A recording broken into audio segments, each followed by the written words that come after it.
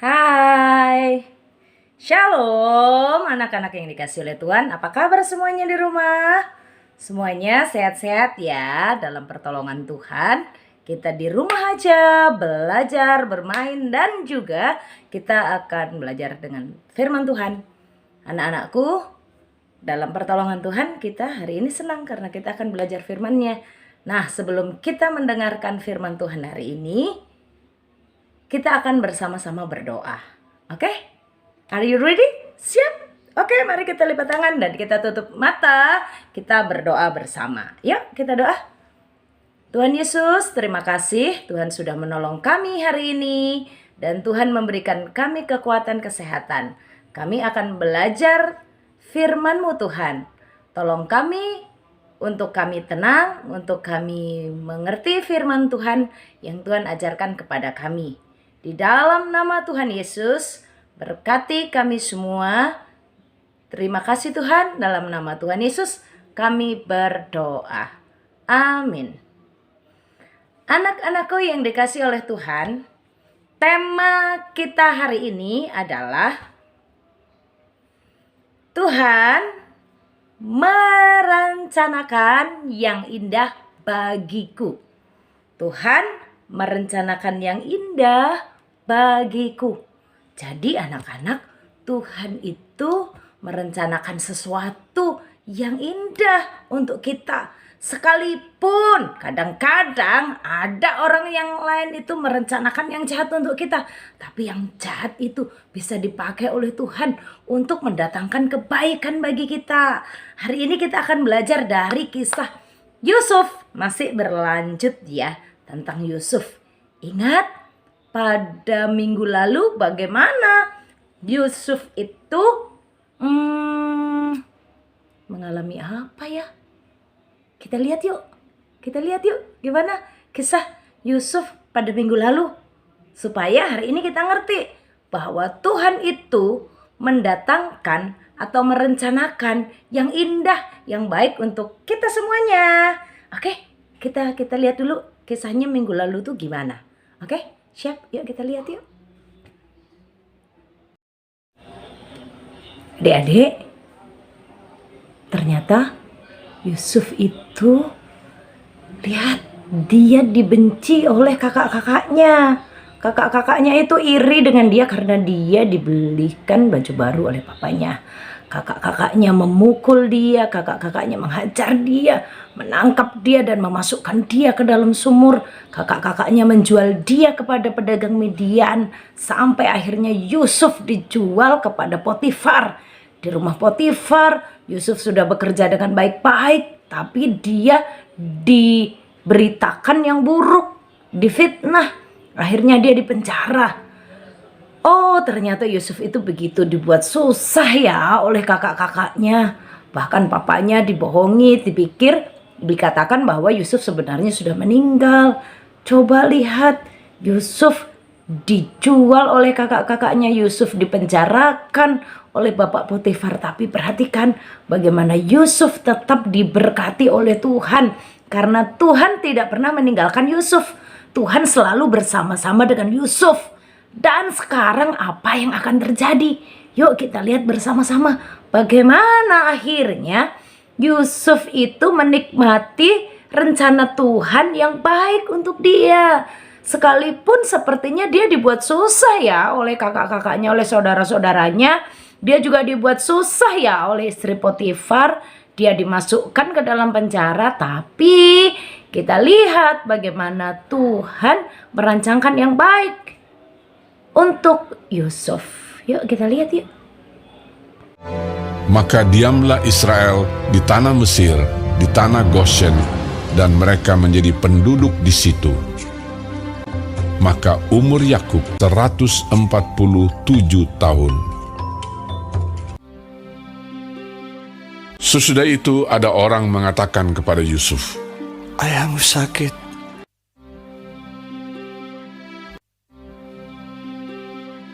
Lalu dibawanyalah kedua anaknya, Manasye dan Efraim. Inilah anak-anakku yang telah diberikan Allah kepadaku di sini. Katalah Israel kepada Yusuf, lama lagi aku akan mati, tapi Allah akan menyertai kamu. Lalu diberkatinyalah mereka pada waktu itu. Katanya, Allah kiranya membuat engkau seperti Efraim dan seperti Manasye. demikianlah didahulukannya Efraim daripada Manasye.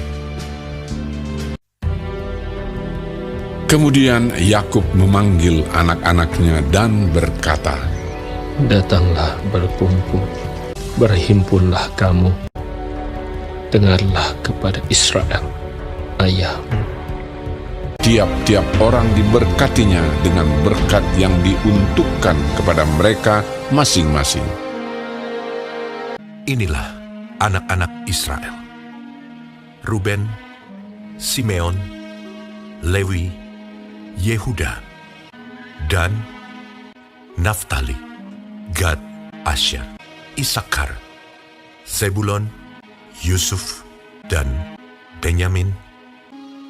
Itulah semuanya suku Israel, 12 jumlahnya. Setelah Yakub selesai berpesan kepada anak-anaknya, dan meninggallah ia.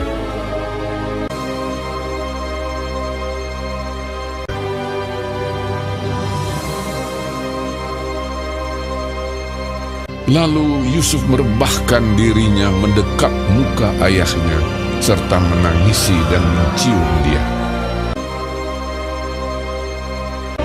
Maka tabib-tabib itu merempah-rempahi mayat Israel. Hal itu memerlukan 40 hari lamanya, dan orang Mesir menangisi dia 70 hari lamanya. Setelah lewat hari-hari penangisan itu, anak-anaknya mengangkut dia ke tanah Kanaan. Lalu berjalanlah Yusuf ke sana untuk menguburkan ayahnya. Dan baik kereta maupun orang-orang berkuda turut pergi ke sana bersama-sama dengan dia. Sehingga iring-iringan itu sangat besar. Dan Yusuf mengadakan perkabungan 7 hari lamanya karena ayahnya itu. Dan mereka menguburkan dia dalam gua di ladang Makpela. Setelah ayahnya dikuburkan, pulanglah Yusuf ke Mesir. Dia dan saudara-saudaranya dan semua orang yang turut pergi ke sana bersama-sama dengan dia untuk menguburkan ayahnya itu. Ketika saudara-saudara Yusuf melihat bahwa ayah mereka telah mati, berkatalah mereka, Boleh jadi Yusuf akan mendendam kita dan membalaskan sepenuhnya kepada kita segala kejahatan yang telah kita lakukan kepadanya. Juga saudara-saudaranya datang sendiri dan sujud di depannya serta berkata, Kami datang untuk menjadi budakmu. Sebelum ayahmu mati, ia telah berpesan, Ampunilah kiranya kesalahan saudara-saudaramu, sebab mereka telah berbuat jahat kepadamu. Lalu menangislah Yusuf. Yusuf berkata kepada mereka, Janganlah takut, sebab aku inikah pengganti Allah. Memang kamu telah mereka-rekakan yang jahat terhadap aku, tetapi Allah telah mereka-rekakannya untuk kebaikan. Demikianlah ia menghiburkan mereka dan menenangkan hati mereka dengan perkataannya. Yusuf, ia tetap tinggal di Mesir beserta kaum keluarganya, dan Yusuf hidup 110 tahun. Anak-anakku yang dikasihi oleh Tuhan, perhatikanlah sikap Yusuf. Pada saat saudara-saudaranya datang, kakak-kakaknya yang tadinya udah jahat ya sama dia, meminta membeli makanan, Yusuf memberikan. Pada saat papanya sudah meninggal sekalipun, Yusuf tidak membalas kejahatan dengan kejahatan. Yusuf tahu apa yang jahat dilakukan oleh kakak-kakaknya itu dipakai oleh Tuhan untuk mendatangkan yang baik. Sekalipun kakak-kakaknya merancangkan yang jahat untuk Yusuf, tapi Tuhan memberkatinya dan menjadikan Yusuf sebagai berkat untuk keluarganya, untuk semua saudara-saudaranya. Mereka banyak sekali, tapi Yusuf tahu Tuhan itu bersama-sama dengan Yusuf. Jadi yang buruk sekalipun dijadikan berkat, diberkati Tuhan sehingga mendatangkan yang baik. Ya, kita belajar untuk mengampuni seperti Yusuf. Kita belajar bersyukur seperti Yusuf. Kita percaya Tuhan kita bersama dengan kita. Kita percaya Tuhan sanggup mengubahkan yang buruk itu untuk mendatangkan kebaikan bagi kita. Tuhan kita merencanakan yang indah, merencanakan yang baik. Percaya ya, Tuhan Yesus mengasihi kita. Oke, sekalipun ada orang-orang yang jahat dengan kita, kita harus tetap berbuat baik kepada mereka. Tuhan Yesus mengasihi kita.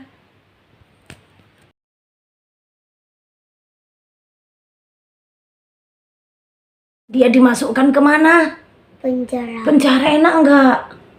Enggak enak. Tapi pada waktu Yusuf sudah menjadi penguasa, sudah jadi orang hebat yang berkuasa di Mesir, apakah Yusuf membalas saudara-saudaranya? Enggak. Apa yang dilakukan Yusuf kepada saudara-saudaranya pada waktu saudara-saudaranya beli makanan itu? Dia berbuat baik. Dia berbuat baik. Nah, sekarang tahu nggak siapa yang membuat Yusuf menjadi berhasil? Tuhan. Tuhan, karena Tuhan selalu bersama-sama dengan Yusuf seperti Mama yang selalu menemani Mas Ken. Tuhan itu terus menerus loh, teman-teman. Mas Ken, Tuhan itu terus menerus menemani kita. Jadi kita nggak perlu takut dan ingat Tuhan merencanakan yang baik. Sekalipun kakak-kakaknya menjual Yusuf, tapi kakak-kakaknya mau minta maaf dengan Yusuf, tapi Yusufnya tetap mengampuni karena Yusuf tahu bahwa Tuhan mendatangkan yang baik untuk mereka. Oke teman-teman, jadi kita selalu bersyukur ya, berterima kasih kepada Tuhan karena sekalipun ini masa-masa sulit, masa-masa susah, corona, teman-teman gak bisa kemana-mana, ternyata kita bisa Sabtu ceria, kita bisa belajar firman Tuhan bareng-bareng ya, karena dengan teman-teman yang jauh-jauh di seluruh Indonesia kita masih bisa ketemu di persekutuan online ya kan. Bersyukur bahwa Tuhan itu juga merencanakan yang baik. Saat pandemi kita bisa banyak bersama dengan orang tua, bisa bermain bersama, bisa belajar bersama, jadi lebih dekat deh ya kan, dan lebih banyak waktu belajar untuk dengan Tuhan, banyak berdoanya, banyak apalagi ya, belajar menyanyi dan memuji Tuhan, menghafal firman Tuhan dari rumah ya. Teman-teman bersyukur Tuhan kita tidak pernah membiarkan kita, tidak pernah meninggalkan kita. Selalu ada berkat Tuhan sekalipun di dalam kesulitan. Oke, sekarang Mas Ken bisa tutup dalam doa firman Tuhan ini? Oke, gimana ngomong sama teman-teman? Teman-teman, mari kita berdoa. Ya Bapakku, berkatilah firman Tuhan ini saat Dia meneguhkan kami, dan kami akan selalu mengampuni. Dalam nama Tuhan Yesus kami berdoa. Amin. Amin. Terima kasih teman-teman semuanya. Sampai ketemu lagi ya di cerita kita selanjutnya. Dadah Mas Ken. Dadah. Dadah teman-teman.